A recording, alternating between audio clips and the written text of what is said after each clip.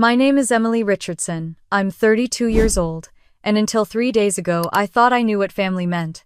For 8 years, I've been organizing our New Year's Eve celebrations, spending thousands of my own dollars to create perfect memories for the people I love most. Then my phone lit up with a message that shattered everything I believed about loyalty and blood ties. What started as a simple family group text turned into a moment that exposed years of hidden betrayals, secret conversations, and financial manipulation I never saw coming. But when they thought they'd broken me, I made a decision that sent shockwaves through not just my family, but an entire community of women living the same nightmare. How far would you go to reclaim your worth when the people closest to you treat you like their personal ATM? What I did next will show you exactly how to turn your deepest pain into your greatest power. Let me take you back to where it began. I'm sitting in my Denver townhouse at 10:47 a.m. on December 29, 2024, staring at my phone screen in complete disbelief. The group text from my parents just landed like a bomb in my lap. "We think it would be better if Emily doesn't come to our party this year." The words blur together as my hands start shaking. This is 3 days before New Year's Eve. 3 days before the party I've been planning and paying for since October. My name is Emily Richardson. I'm 32 years old, and for the past 8 years, I've been the family's designated New Year's Eve hostess. Not by choice, mind you, but because when Grandma Richardson died in 2016, somehow everyone just expected me to step into her shoes. No discussion, no vote, just an assumption that Emily would handle everything like she always does. I work as marketing director at Mile High Marketing Solutions here in Denver. It took me 7 years to climb to this position, but you'd never know it from how my family treats my career. When I got my promotion back in June, my parents barely mumbled congratulations before launching into 20 minutes about my sister Ashley's new marketing campaign. Ashley's 27 and works as a marketing manager at a much smaller firm, but somehow her achievements always overshadow mine. The financial reality of these New Year's parties hits me like a slap every January when my credit card statements arrive. Over 8 years, I've spent $62,000 on family celebrations. $62,000. That includes the annual party costs of $5,000 to $7,000, plus all the loans I've given family members that somehow never get repaid, plus the gifts I buy for everyone else's kids, plus the emergencies I always seem to cover. My boyfriend Marcus sees it clearly. He's an IT project manager, 35 years old, and he's been watching this dysfunction for 2 years now with growing concern. Last month at Thanksgiving, he pulled me aside after watching my family criticize the meal I'd spent 3 days preparing and said, "Emily, they don't treat you like family. They treat you like hired help."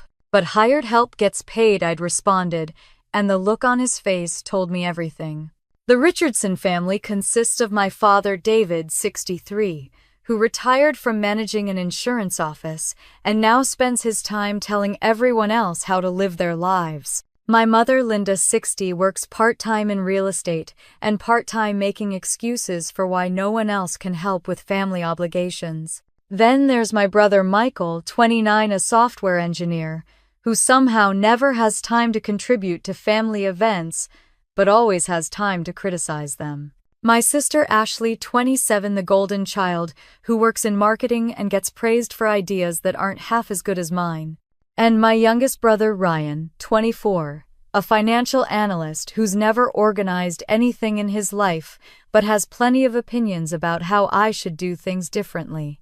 Don't forget Uncle Robert, my dad's older brother, 66 years old, who owns a small construction business and owes me $18,000 from a loan I gave him 2 years ago. He keeps promising to pay me back next month, but next month never seems to come.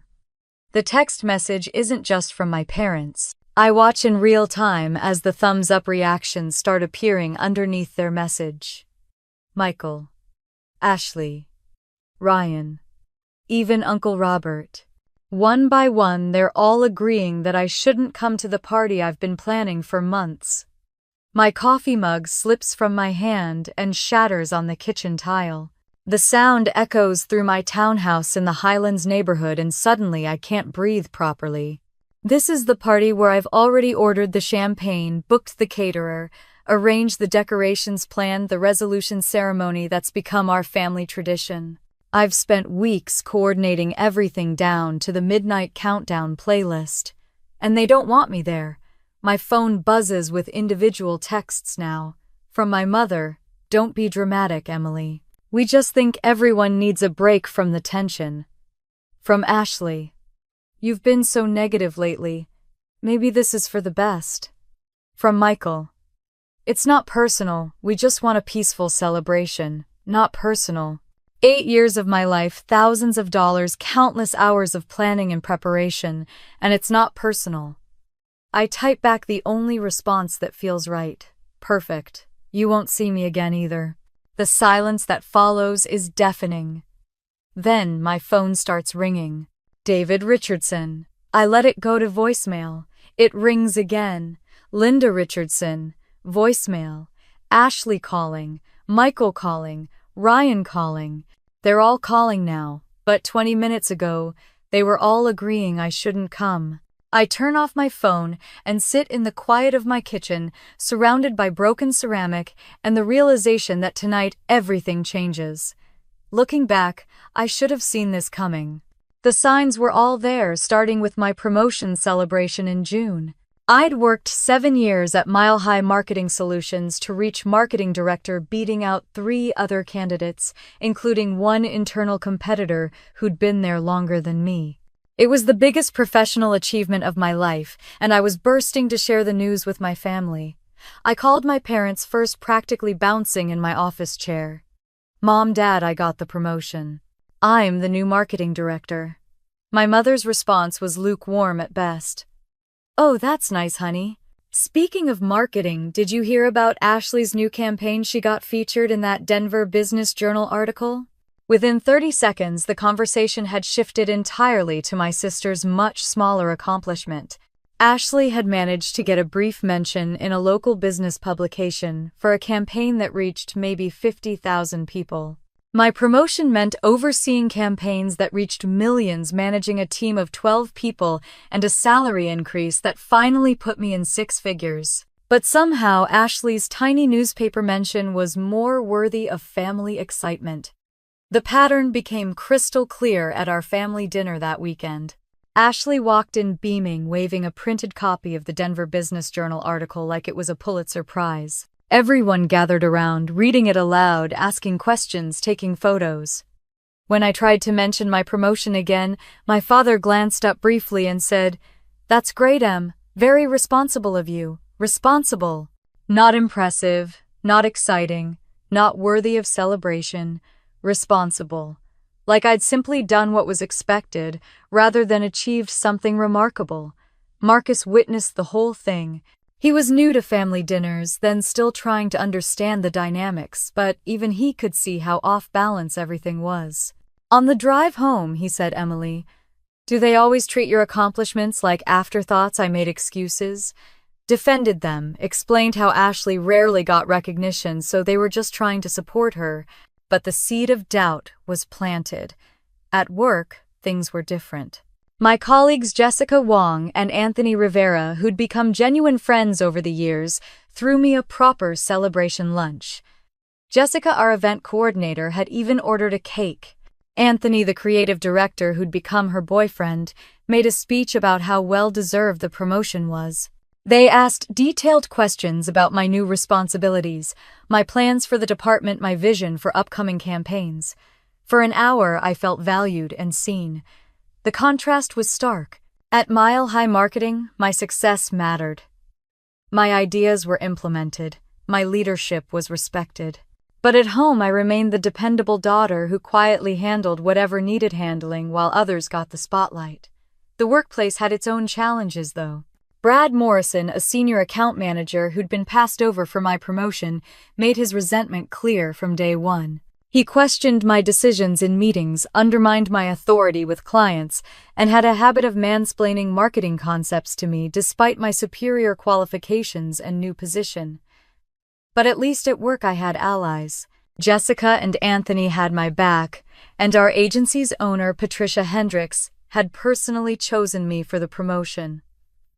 Uncle Robert's reaction to my promotion was particularly telling. When I mentioned it during a family barbecue, he immediately launched into a story about his construction business and how difficult it was to find good help these days. Then he asked if my new salary meant I could help him with some cash flow issues. Not congratulations, not excitement for my achievement, just an immediate calculation of how my success could benefit him. That $18,000 loan happened 3 weeks later. Uncle Robert needed to cover payroll for his crew while waiting for a client payment that was delayed. Just temporary, Em. I'll pay you back with interest as soon as this Morrison project check clears. 2 years later, I'm still waiting for that check to clear. The family's financial expectations of me had grown alongside my career advancement.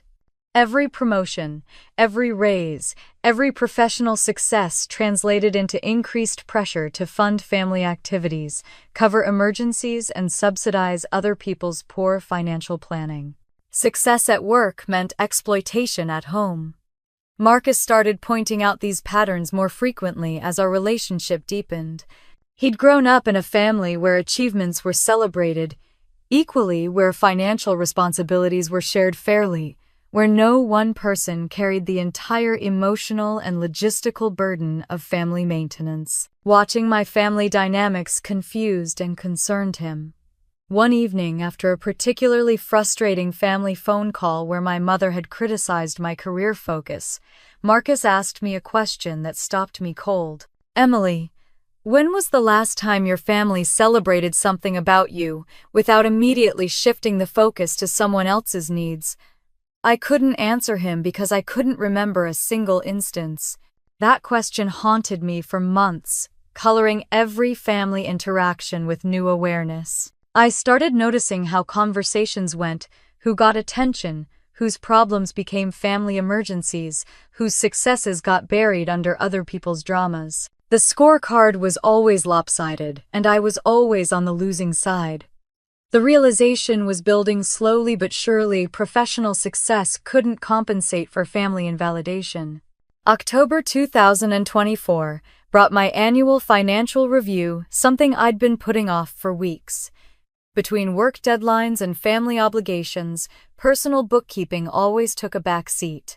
But with my promotion came new financial responsibilities and the need to plan for year-end bonuses and tax implications.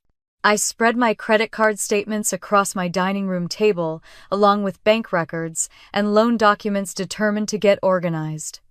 What I discovered made my stomach drop to the floor. The first red flag was my Chase Visa statement. $4,200 charged to Richardson Home Improvement in August. I'd never heard of this company, but the address matched my parents' house. I called the number listed and discovered it was the contractor who'd renovated their kitchen. My kitchen renovation. Paid for with my credit card. I grabbed my phone and scrolled through our family group chat, searching for any mention of this expense. Nothing. No request for help, no discussion of financial difficulties, no mention that they couldn't afford their own home improvements. They'd simply used my credit card number, which they had access to for family emergencies. The discovery opened a floodgate of investigation. My American Express showed $1,800 in charges from Tropical Getaways travel. Ashley's family vacation to Cancun in September. She'd posted dozens of photos on social media, bragging about the all-inclusive resort, the spa treatments, the excursions. Apparently, I'd funded her Instagram paradise without knowing it. My emergency savings account, which I'd been building for years, showed multiple unauthorized withdrawals. $3,000 to cover Ryan's car down payment when his credit was declined. $5,000 for Michael's girlfriend's medical bills when she needed dental surgery. $1,500 for Uncle Robert's business insurance when his account was overdrawn. All presented as temporary loans that would be repaid immediately. None had been repaid. Not $1. I called my parents first, my hands shaking as I dialed. Dad answered on the third ring. Hey Em, what's up, Dad? I'm looking at my credit card statements. There's a $4,000 charge for your kitchen renovation that I never authorized. His tone shifted immediately. Oh, that. Well, you know how tight things have been since my retirement. We figured you could help out temporarily. We'll pay you back.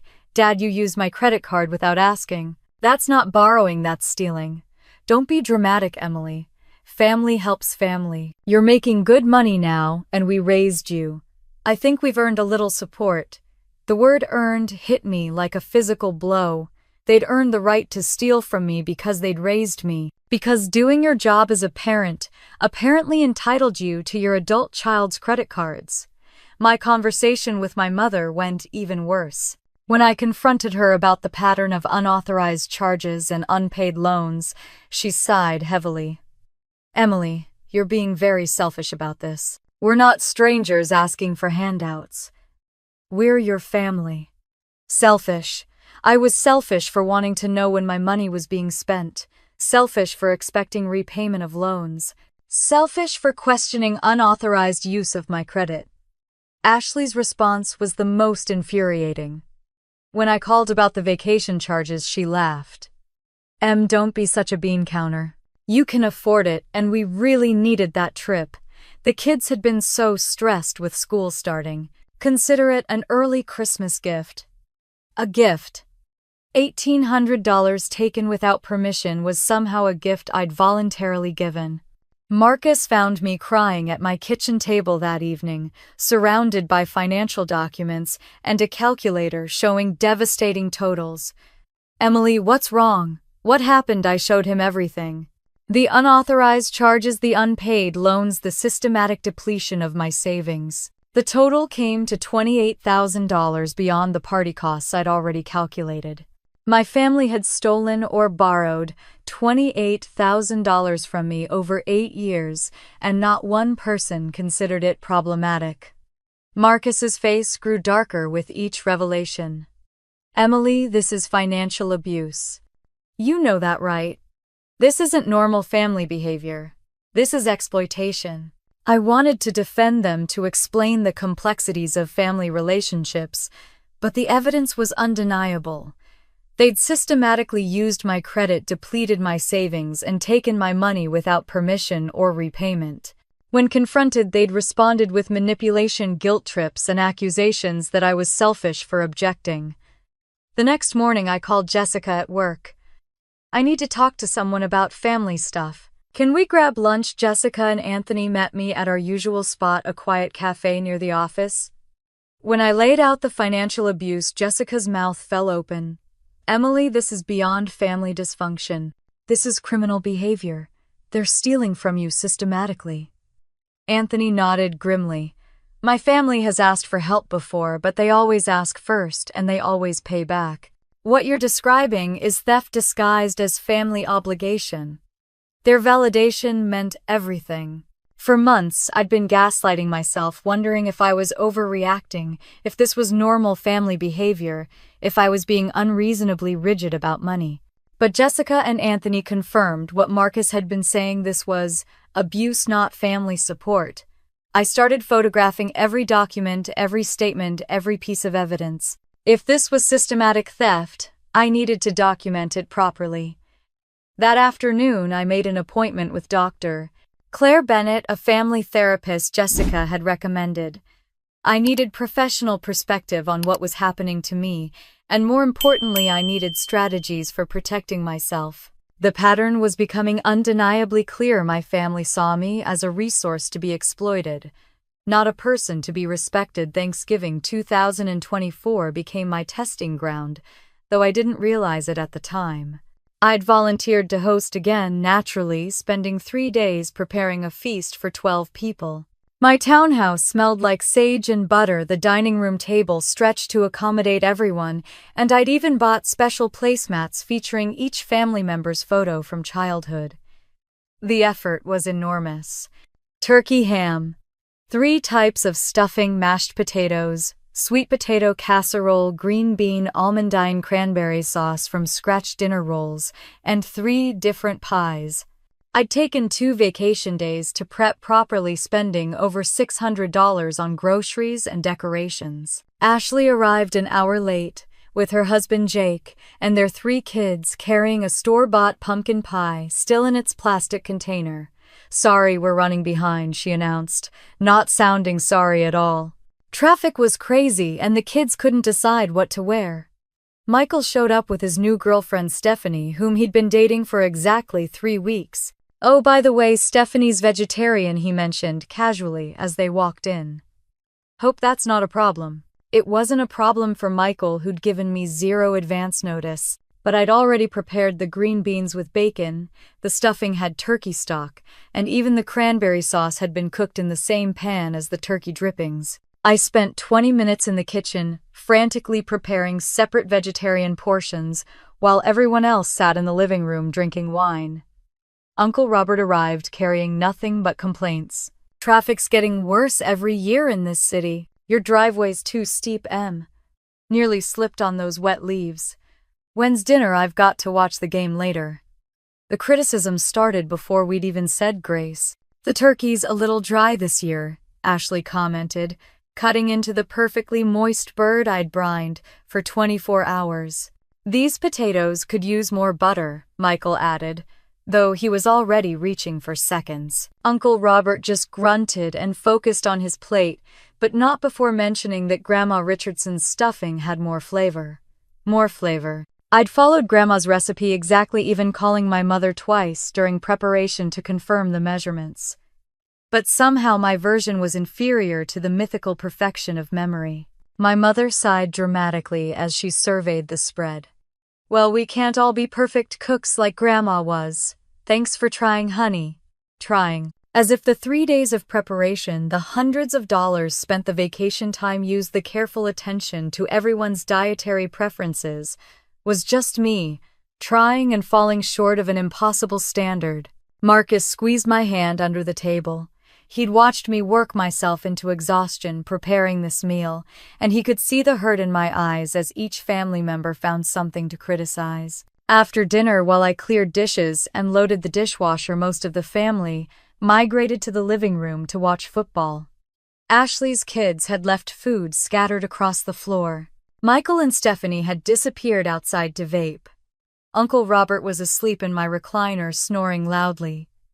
I was scrubbing the roasting pan when I heard them talking in the kitchen. Ashley, Ryan, and Michael had gathered around the island, picking at leftover pie and apparently feeling free to critique my hosting skills. "Emily always has to make everything so complicated," Ashley was saying. "It's like she's trying to make us look bad with all this fancy stuff." "She does love to be the martyr," Michael agreed. "Remember when we were kids, she'd clean the whole house just so Mom would notice and tell her she was such a good helper." Ryan laughed. "Still doing it. Look at this spread. Who needs 3 kinds of stuffing? It's like she's performing instead of just having a normal family dinner." The words hit me like physical blows. I'd spent days trying to create a beautiful experience for them, and they saw it as performance art designed to make them look inadequate.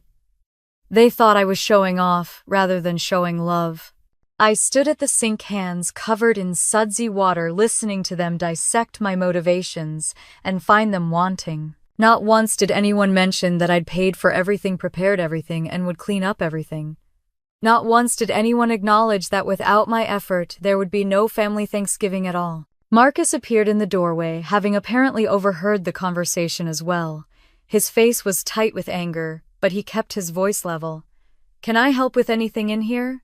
The kitchen conversation stopped abruptly. My siblings scattered back to the living room like guilty teenagers caught gossiping. Marcus started drying dishes without being asked. "They don't deserve you," he said quietly. "You know that, right?"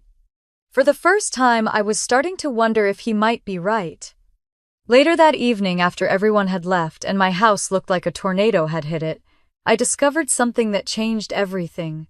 Ryan had left his phone on my kitchen counter, and it kept buzzing with notifications. I was about to call him when I glanced at the screen and saw the group chat name, Richardson Family Updates. My heart stopped. I wasn't in a chat called Richardson Family Updates. I was a Richardson. Why wasn't I included in family updates? The phone buzzed again and I saw the preview of a message from Ashley. Emily's such a control freak about these dinners. Maybe we should just do potluck next year. I set the phone down like it was radioactive.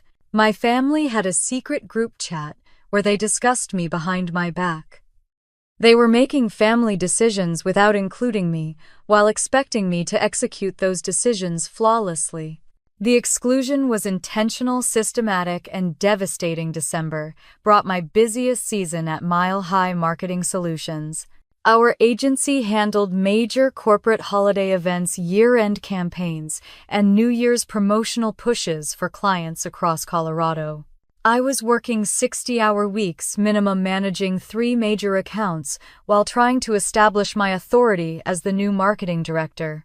The pressure was intense, but I loved the challenge and the validation that came with professional success. Meanwhile, my family's expectations for New Year's Eve remained unchanged.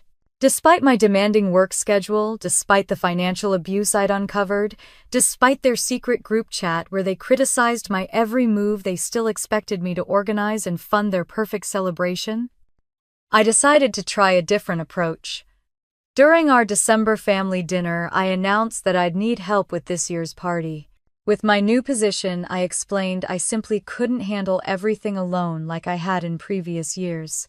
My father barely looked up from his plate. "You'll figure it out, Em. You always do."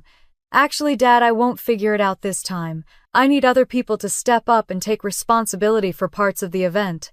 My mother waved her hand dismissively. "Nobody expects perfection, honey. Just keep it simple this year. Simple."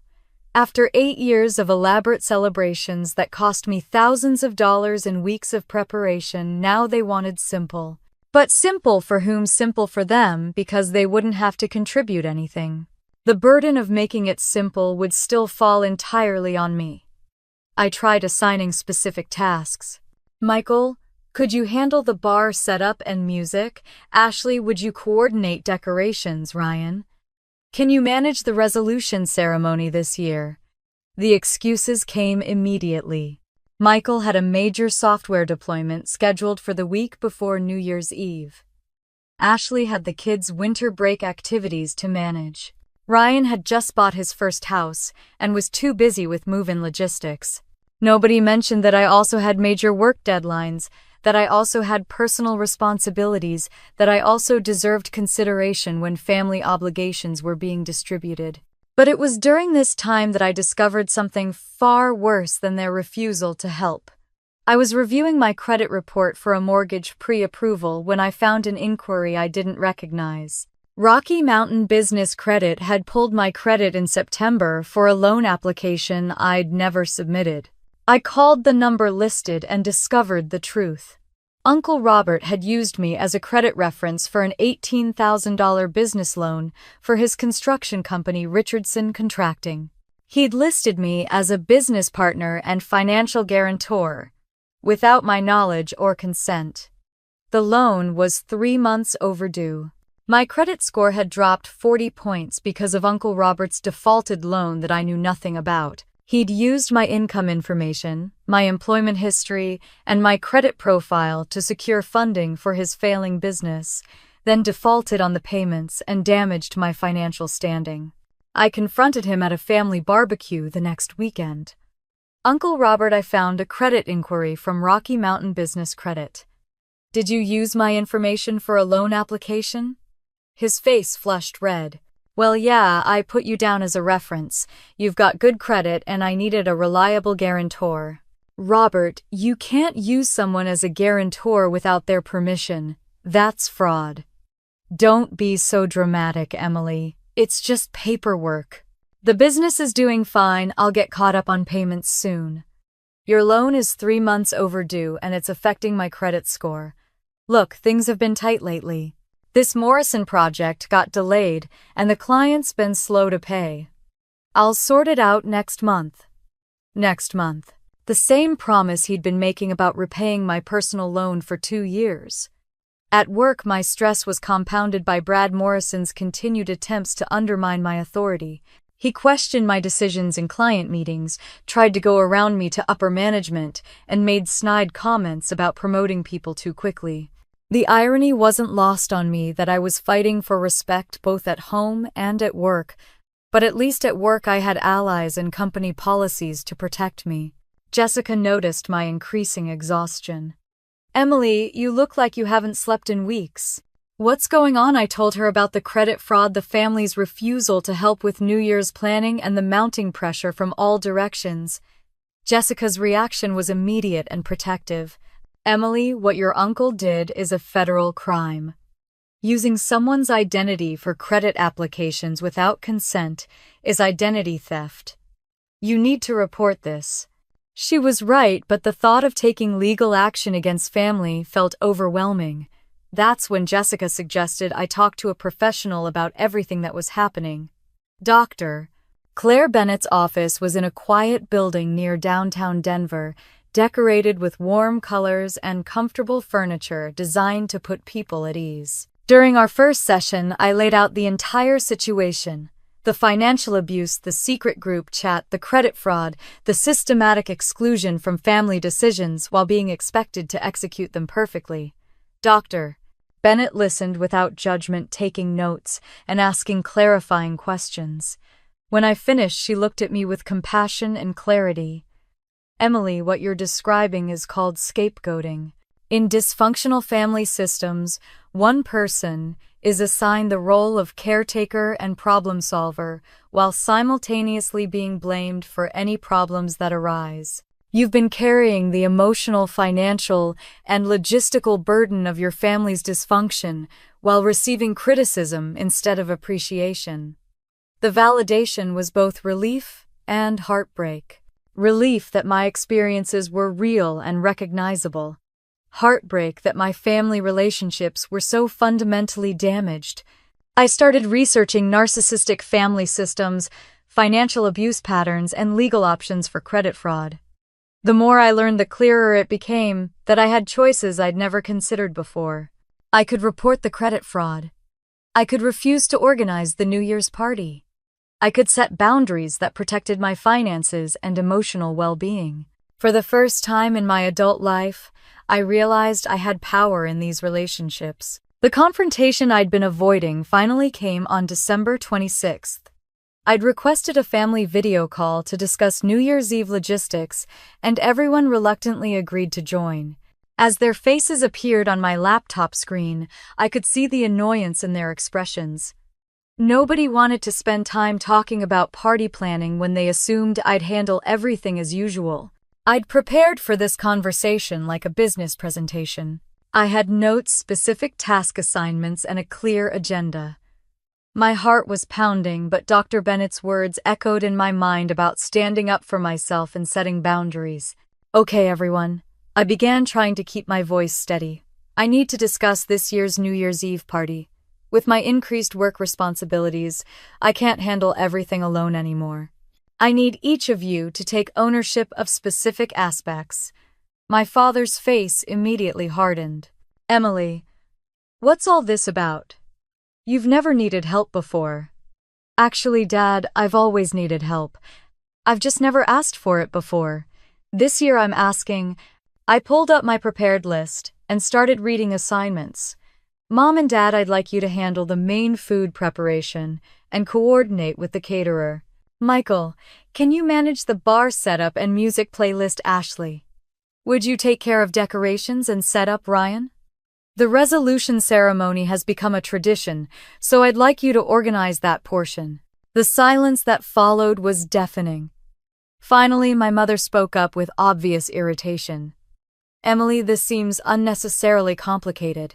We've been doing these parties just fine for years. Why are you trying to change everything now?" "Because I'm exhausted, Mom. I've been organizing and funding these parties for 8 years.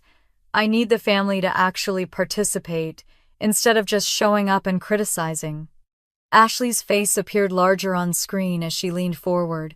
"Emily, nobody asked you to make everything so elaborate. You choose to do all this fancy stuff and then you complain about it. That's on you. The accusation stung because it was so fundamentally unfair. You've all come to expect elaborate celebrations. When I've suggested simpler alternatives in the past, you've complained that it wasn't festive enough. Michael jumped in with his typical dismissive tone. Look, Em, you're good at this event planning stuff. It's basically your job. Why would we mess with what works? What works for whom, Michael? It works for all of you because you get a perfect party without any effort or expense. It doesn't work for me because I'm drowning in responsibility and debt. That's when I decided to reveal what I'd discovered. I know about the secret group chat, Richardson Family Updates, the one that includes everyone except me. I know you've been discussing family decisions behind my back while expecting me to execute them perfectly. The awkward silence told me everything. No denials, no explanations, just guilty faces avoiding eye contact with their cameras. I also know about the financial abuse. The unauthorized credit card charges the unpaid loans Uncle Robert using my credit for his business loan without my permission. Uncle Robert's face flushed red. Now hold on, Emily. That's not how it happened. You're misremembering things. I'm not misremembering anything, Uncle Robert. I have bank statements, credit reports, and loan documents. You listed me as a guarantor for an $18,000 loan that's 3 months overdue and damaging my credit score.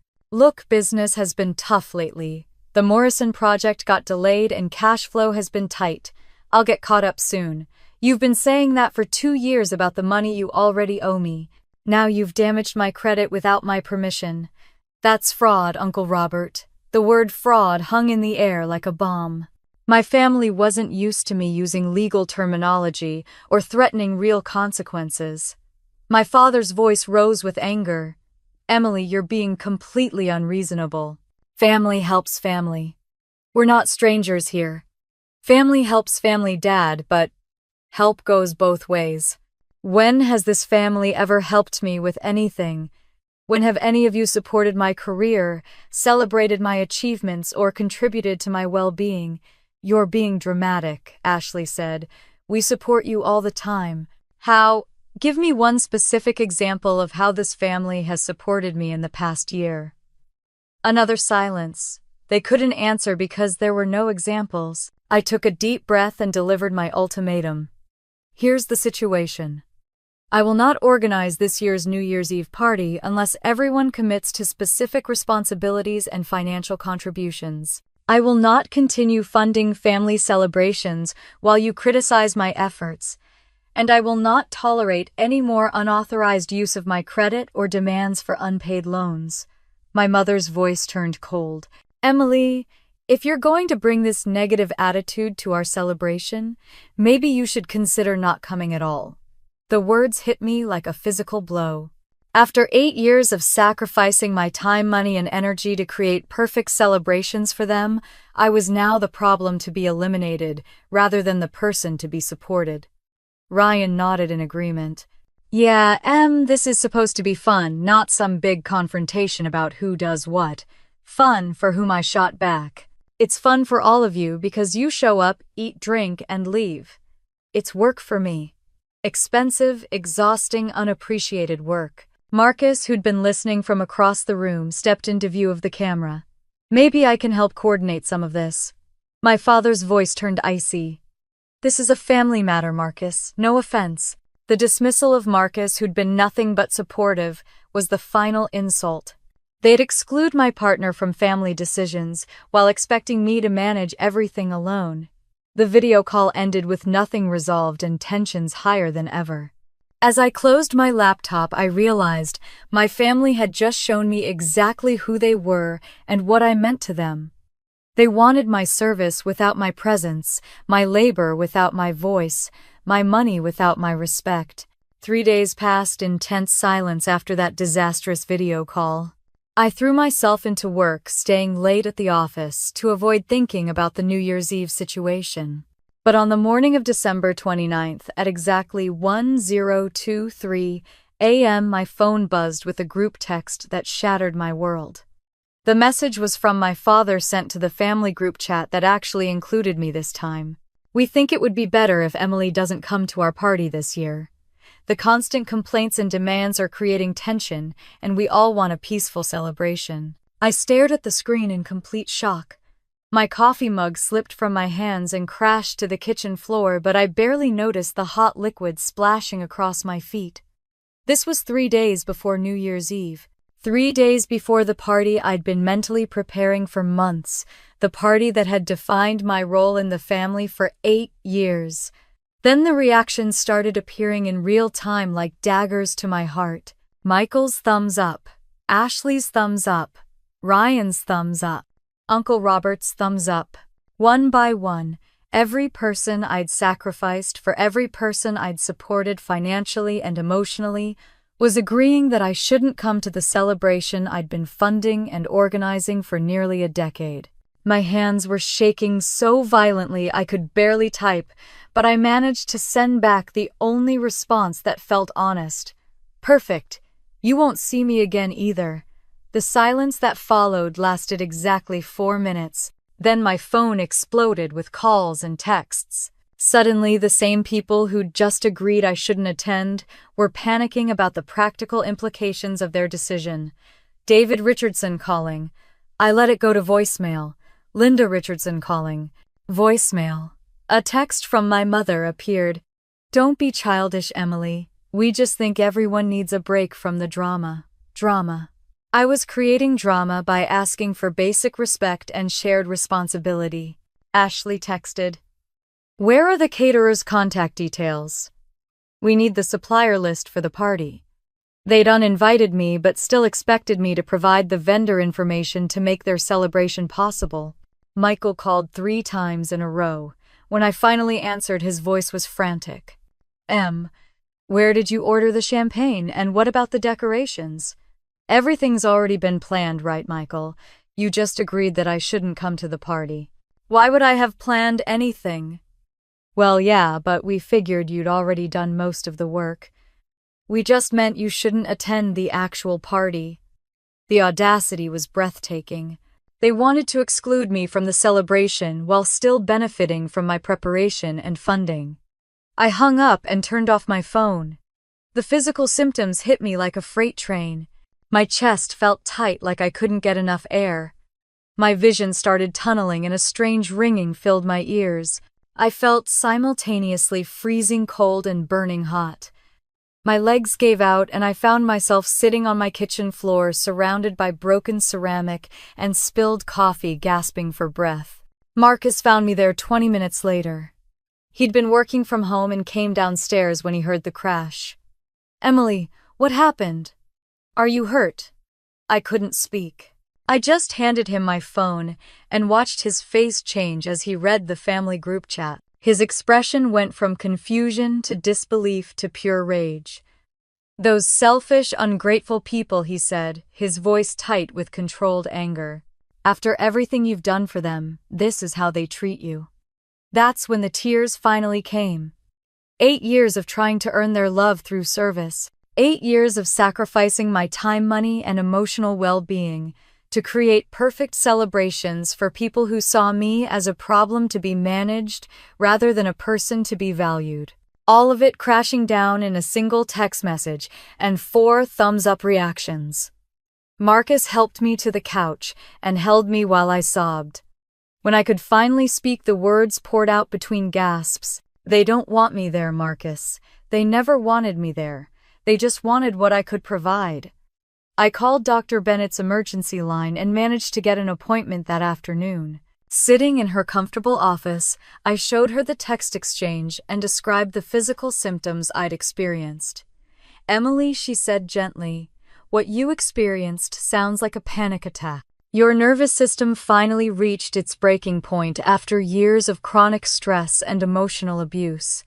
She helped me understand that my family's behavior wasn't just hurtful, it was deliberately cruel. They'd waited until 3 days before the event to uninvite me, ensuring maximum emotional damage while still hoping to benefit from my preparations. Dr. Bennett asked what I wanted to do next. For the first time in years, I realized I had choices. I could beg them to reconsider and spend New Year's Eve being grateful for their tolerance of my presence. I could organize their party from behind the scenes and pretend their rejection didn't devastate me. Or I could choose myself for the first time in my adult life. I called my office and used my accumulated personal days to take the rest of the week off.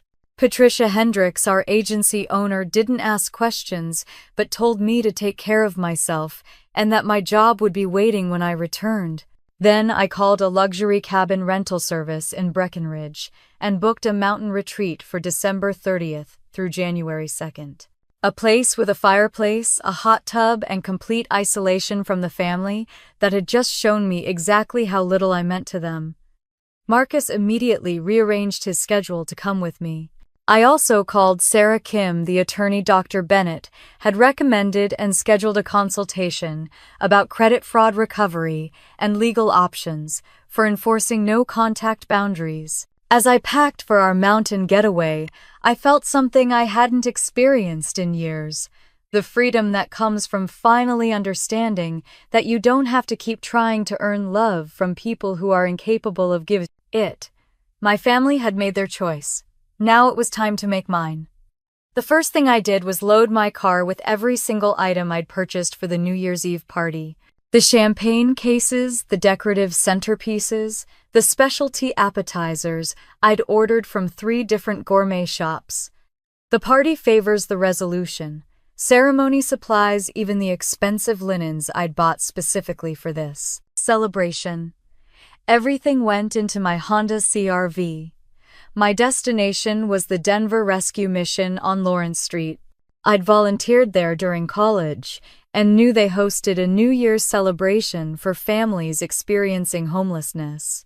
When I called ahead, the volunteer coordinator, Maria Santos, was thrilled. "Are you serious?" she asked when I described what I was donating. "We usually serve basic refreshments, but this sounds like you're providing a real celebration." "That's exactly what I want to provide," I told her. "A real celebration for people who will actually appreciate it." Loading the donations felt like lifting weights off my chest. Each box I carried represented money I'd spent trying to buy love from people who were incapable of giving it. Now these supplies would create joy for families who understood the value of kindness. After delivering everything to the mission, I sat in my car and did something that felt both terrifying and liberating. I opened my laptop and began typing a Facebook post. I'd never been one to air family drama on social media, but this wasn't drama. This was truth-telling. I wrote about 8 years of organizing and funding family celebrations while receiving criticism instead of gratitude. I included screenshots of the family text uninviting me and the thumbs-up reactions from my siblings and uncle. I wrote about the financial abuse, the secret group chat, the credit fraud. Then I tagged every family member in the post. The response was immediate and overwhelming. Within an hour, I had dozens of comments from friends, colleagues, and acquaintances expressing shock and support. People shared their own stories of family dysfunction, financial abuse, and setting boundaries with toxic relatives. Jessica commented, "Emily, I had no idea it was this bad. You're incredibly brave for speaking out." Anthony wrote, "This behavior is appalling. You deserve so much better." My neighbor Karen, whom I barely knew beyond polite hellos, left a long comment about cutting off her own financially abusive brother and how much happier she'd become. But the most meaningful responses came from complete strangers.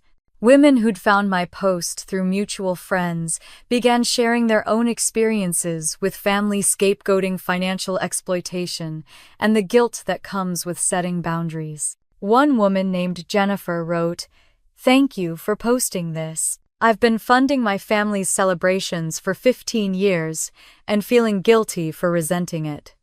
Your story gave me permission to stop." While my post was gaining traction, my family was experiencing their own crisis.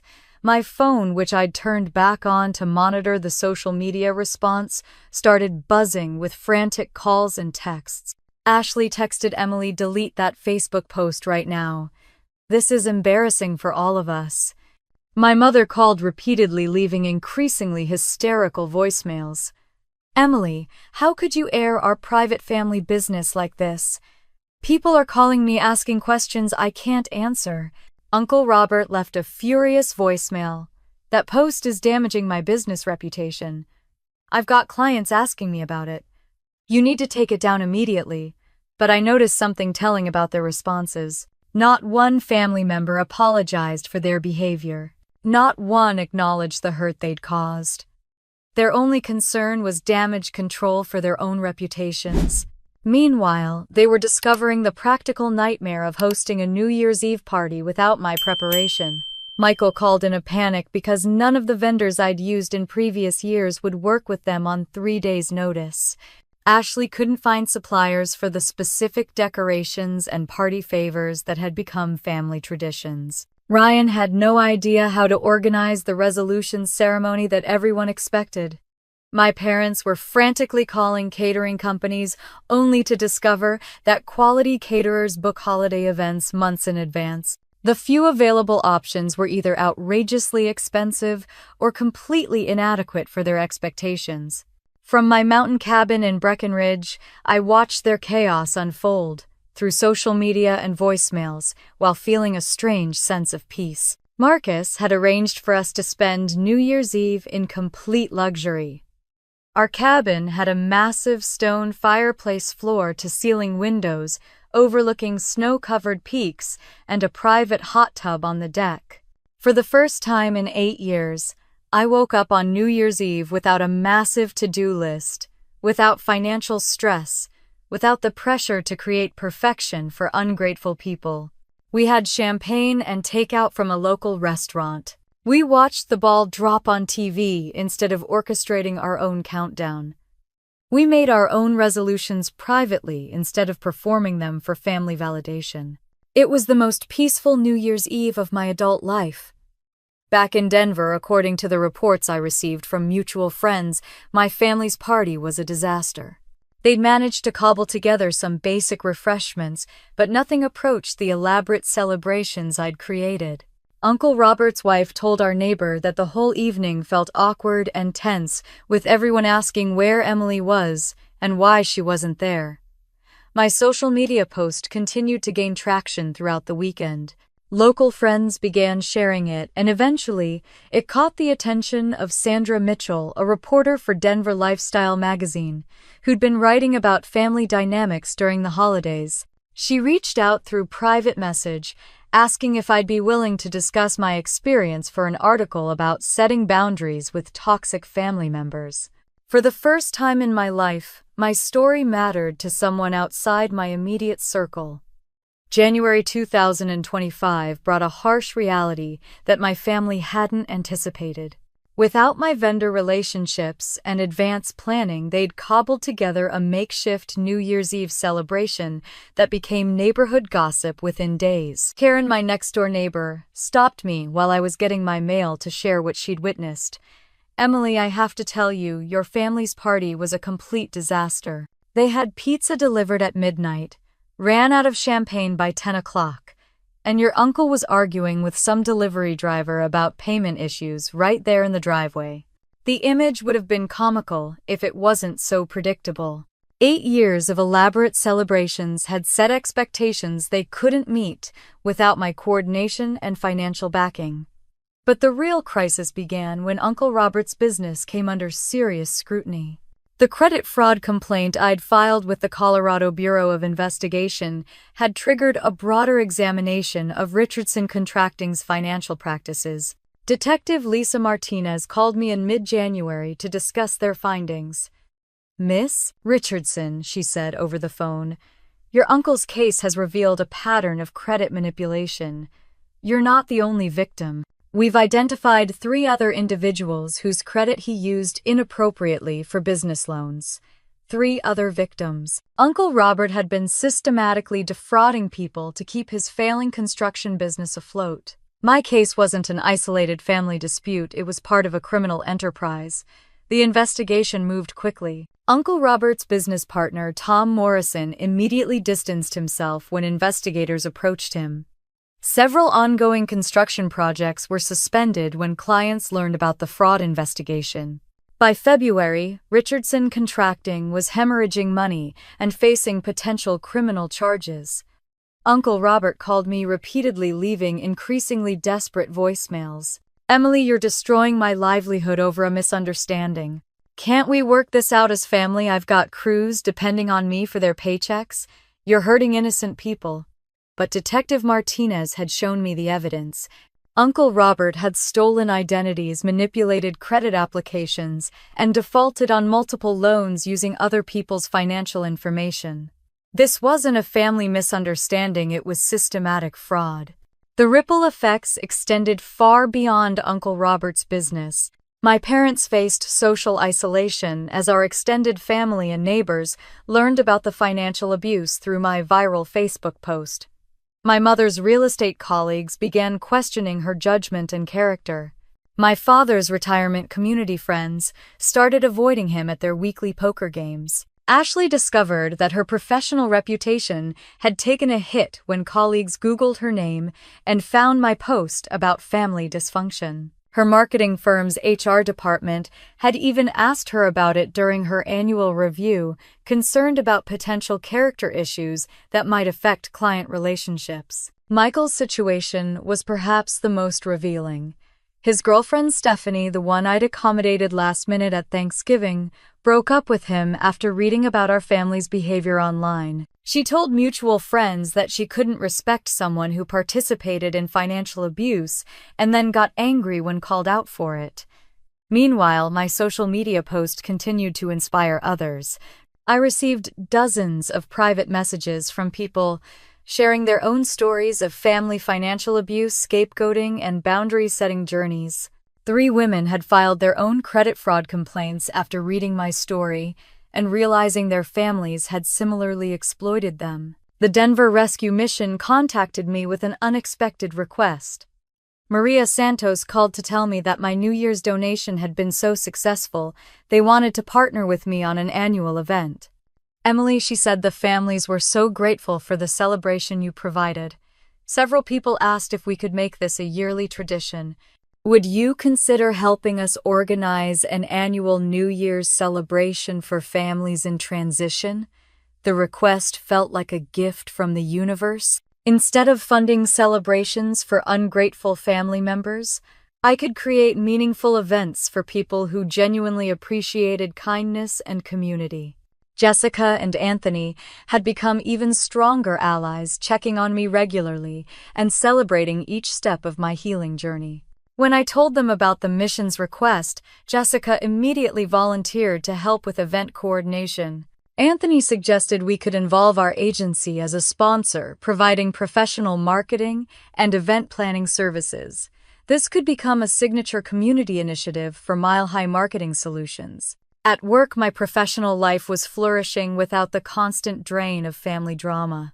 Patricia Hendricks had noticed my increased focus and energy, leading to conversations about potential partnership opportunities within the agency.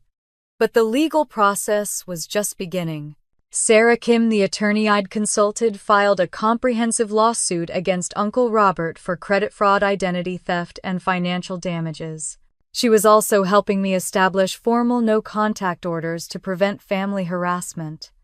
The financial recovery process would take months, but Sarah was optimistic about recovering at least partial damages. More importantly, the legal action sent a clear message that I was serious about protecting myself and wouldn't tolerate further abuse. Dr. Bennett helped me process the complex emotions that came with watching my family face consequences for their behavior. Part of me felt guilty seeing Uncle Robert's business collapse and my parents' social standing deteriorate, but she reminded me that these were natural consequences of their choices, not punishments I was inflicting. "Emily," she said, "during one of our sessions, you didn't create this situation, you simply stopped enabling it. There's a big difference between causing harm and allowing natural consequences to occur." As winter melted into spring, I was building a completely new life foundation based on mutual respect rather than one-sided service. The emotional toll of cutting off my family hit me harder than I'd expected. By February and March, what had initially felt like liberation began morphing into something more complex and difficult. Some days I woke up feeling strong and empowered, but other days I found myself questioning everything I'd done. The doubt crept in during quiet moments. Had I overreacted? Was financial abuse really that serious, or was I being dramatic? Like they'd always said, maybe I should have tried harder to work things out privately instead of exposing everything on social media. Dr. Bennett warned me this would happen. Healing isn't linear, Emily, she explained during one of our March sessions. You've spent 32 years in a dysfunctional system. Your nervous system is literally rewiring itself to function in healthy relationships. That process involves setbacks, confusion, and grief. The grief was the hardest part. I was mourning the family I'd never actually had, while simultaneously celebrating my freedom from the family I'd endured. Some nights I cried for the little girl who'd tried so hard to earn love through service. Other nights I felt angry all over again at how they'd exploited my generosity. Marcus watched me navigate these emotional waves with patience and concern. During my worst moments, when I'd spiral into self-doubt and guilt, he'd gently remind me of specific examples of their mistreatment. Remember Thanksgiving, Emily. Remember how they talked about you in the kitchen. Remember the secret group chat. Remember Uncle Robert stealing your credit. His consistency became my anchor when my own memory tried to minimize their abuse. Work continued to be my safe haven. At Mile High Marketing, my value was recognized and my contributions were appreciated. When Brad Morrison tried to undermine a client presentation in February, our HR director, Jennifer Walsh, called him into a formal meeting about his behavior pattern. Emily has been an exemplary employee and leader, she told him, according to Jessica, who'd overheard the conversation.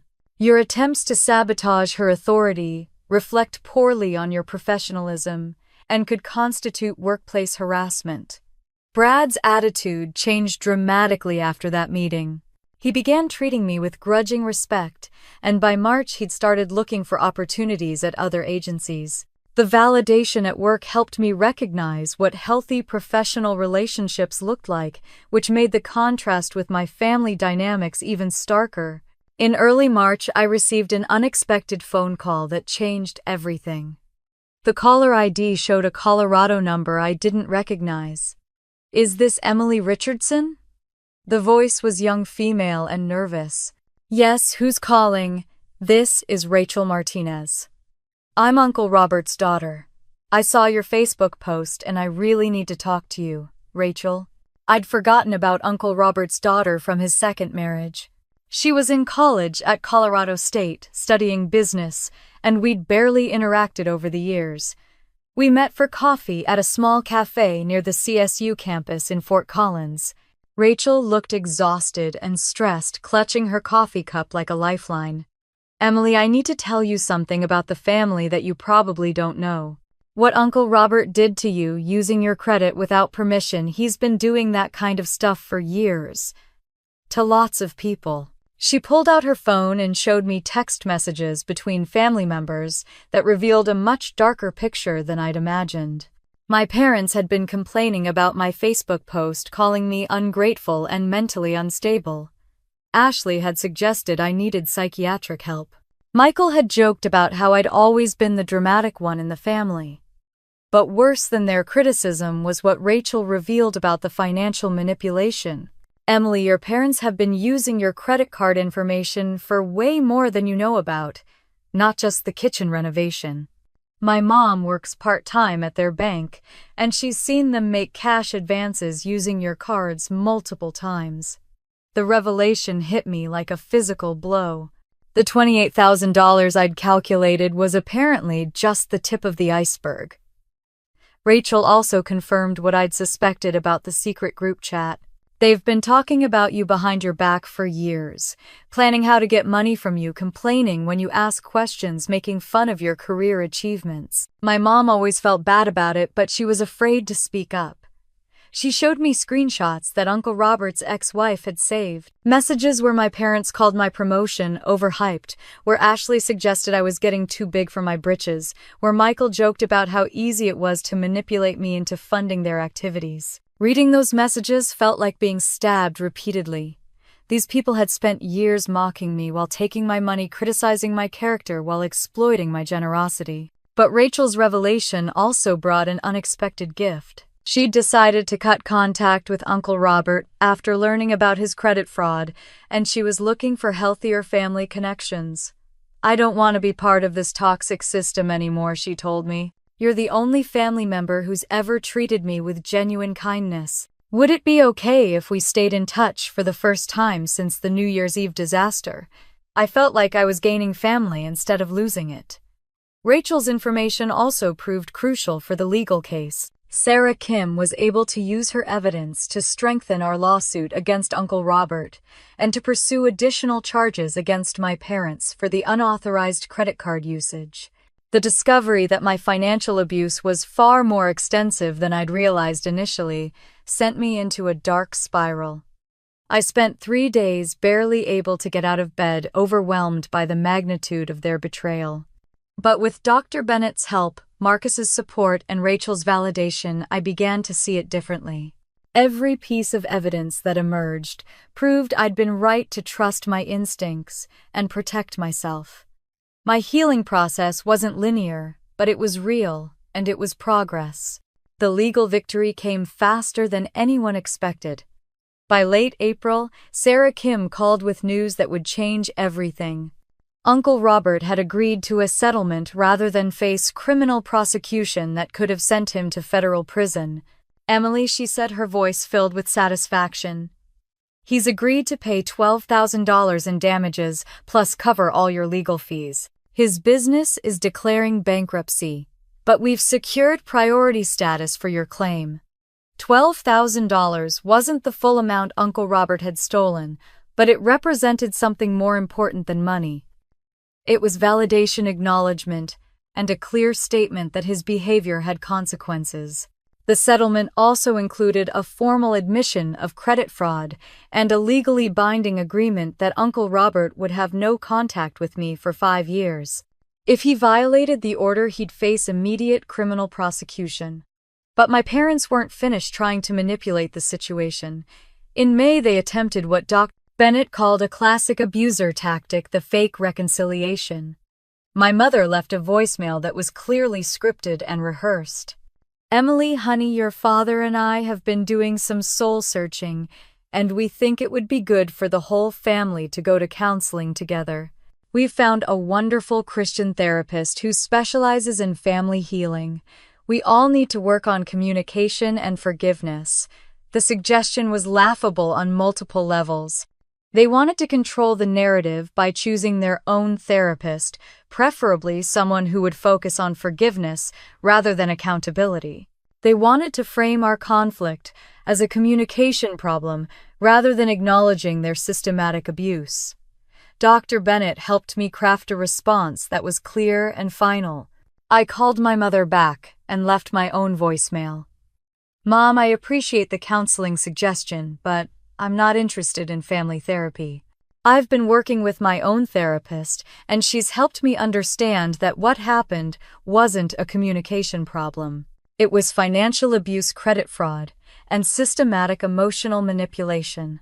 I'm not ready for contact with the family, and I may never be ready. Please respect my boundaries." My mother's response came within hours, and it revealed her true feelings about my boundaries. She left a furious voicemail calling me selfish, ungrateful, and mentally unstable. She accused me of destroying the family for attention and suggested I needed psychiatric medication. The mask had slipped completely. Any pretense of love or concern evaporated when I refused to comply with their manipulation attempt. Meanwhile, Ashley was dealing with her own consequences. Her marketing firm had been acquired by a larger agency, and during the integration process, her new supervisors had discovered my viral Facebook post during their background research. While they couldn't fire her for family issues, her career advancement had stalled completely. She'd been passed over for 2 promotions, and colleagues had begun treating her differently once they learned about the family financial abuse. Ashley's professional reputation, which she'd worked years to build, was now permanently linked to ethical questions about her character. Professional success continued to accelerate for me, without the constant drain of family dysfunction. Patricia Hendricks offered me a partnership track position at Mile High Marketing Solutions with equity ownership and profit sharing starting in 2026. Emily, she told me during our meeting, you've shown incredible leadership and resilience this year. Your work has been exceptional, and your community involvement with the Denver Rescue Mission has brought positive attention to our agency. We'd like you to consider becoming a junior partner. The offer represented everything I'd worked toward professionally, and it came at exactly the moment when I was finally free to pursue my goals without family sabotage. Rachel had become the family member I'd always wanted. She visited Denver regularly, and we'd developed a genuine friendship based on mutual respect and shared values. She was thriving in college, majoring in business ethics, and planning to write her senior thesis on financial abuse in family systems. I wish I'd spoken up sooner about what I saw happening to you, she told me during one of our dinner conversations. But I was afraid of causing drama or getting kicked out of the family myself. You were protecting yourself, Rachel. That's not something you should feel guilty about. I'm just grateful we found each other now. The Denver Rescue Mission partnership had evolved into something beautiful and meaningful. Maria Santos and I had been planning the inaugural Chosen Family New Year's celebration for months, with corporate sponsorship from Mile High Marketing and several other local businesses. Marcus had become my true partner in every sense of the word. In June, he surprised me with a weekend trip to Aspen and a proposal that was everything my family relationships had never been: respectful, loving, and based on genuine appreciation for who I was, rather than what I could provide. Emily, he said as we sat on the deck of our mountain resort overlooking the Rockies, you've shown me what real strength looks like. You've rebuilt your entire life based on your values, rather than other people's expectations. I want to build a future with someone that's brave and authentic. The ring was perfect, the moment was perfect, and for the first time in my adult life, I felt completely valued and seen by someone who mattered to me. Sarah Kim had also helped me establish comprehensive legal protections. We'd filed restraining orders against my parents for the unauthorized credit card usage, and they'd agreed to pay restitution of $8,000 rather than face criminal charges. The legal victories weren't about revenge. They were about establishing clear consequences and protecting my future financial security. By summer 2025, I'd built a completely new life foundation based on mutual respect, shared responsibility, and genuine appreciation, rather than exploitation disguised as family obligation. December 2025 arrived with a sense of anticipation rather than dread for the first time in nearly a decade. Instead of frantically planning a party for people who criticized my every effort, I was preparing to host the inaugural Denver Chosen Family New Year's celebration at the Colorado Convention Center. 200 people had registered for the event. Families experiencing homelessness abuse, survivors who'd cut contact with toxic relatives, elderly people whose adult children had abandoned them, and individuals who'd simply chosen to build healthier support networks.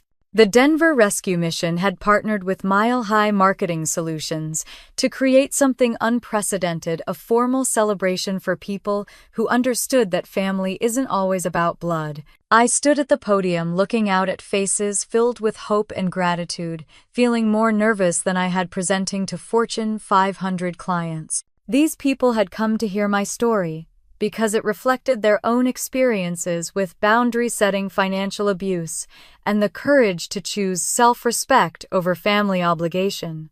1 year ago tonight, my parents sent me a text message 3 days before New Year's Eve, telling me not to come to the party I'd been organizing and funding for 8 years. My siblings and uncle all agreed with thumbs-up reactions. That message changed my life forever, but not in the way they intended. I shared the journey from people-pleasing caretaker to empowered advocate, from financial victim to legal victor, from isolated scapegoat to community builder. The audience responded with knowing nods, supportive murmurs, and applause that felt like validation rather than polite obligation. The climax of the evening came when Marcus took the microphone during our resolution ceremony. Ladies and gentlemen, I've watched Emily rebuild her entire life based on courage and authenticity. She's shown me what real strength looks like, and I want to spend the rest of my life supporting someone that remarkable. He dropped to one knee in front of 200 people who'd become our chosen family, and the room erupted in cheers when I said yes. The proposal felt perfect because it happened surrounded by people who celebrated love instead of exploiting it. As midnight approached, Maria Santos from the Denver Rescue Mission shared updates about how our partnership had grown. Local businesses were sponsoring the event annually, other cities were replicating our model, and we'd received inquiries from abuse survivor organizations across Colorado about expanding the program. Emily's story has inspired something bigger than any of us imagined, Maria announced. This isn't just about one woman breaking free from family dysfunction. This is about creating new traditions that honor healthy relationships and mutual respect. The countdown to midnight felt magical in a way that family obligations never had. Instead of performing gratitude for ungrateful people, I was surrounded by individuals who genuinely appreciated kindness and community. Meanwhile, my former family was experiencing very different New Year's circumstances. Uncle Robert's construction business had declared bankruptcy after the fraud investigation, and he was working as a regular crew member for his former competitor.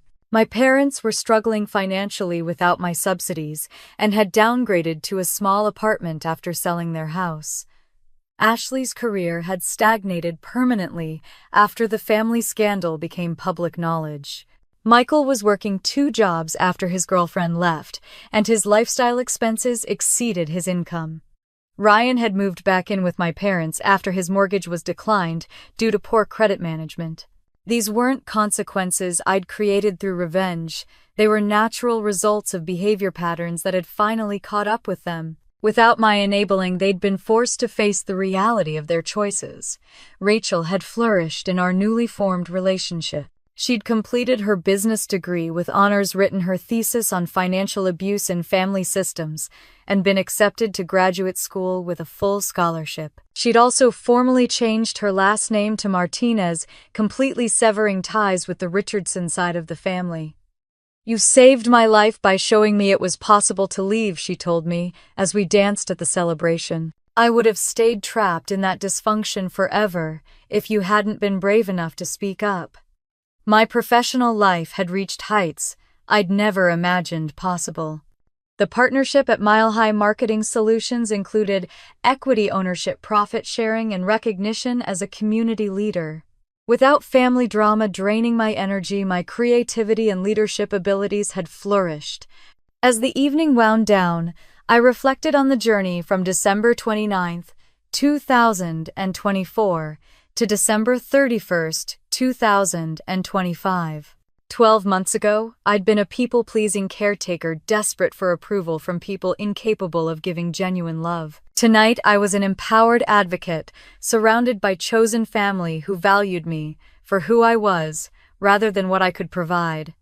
The most profound realization was that self-love isn't selfish, setting boundaries isn't cruel.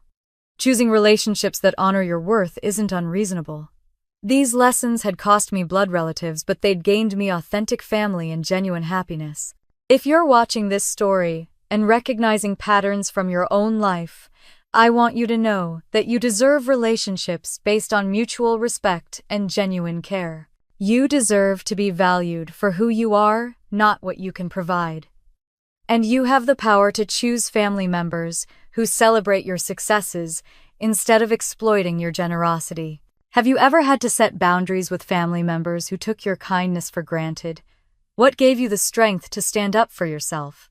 Share your experiences in the comments below, because your story might be exactly what someone else needs to hear to find their own courage.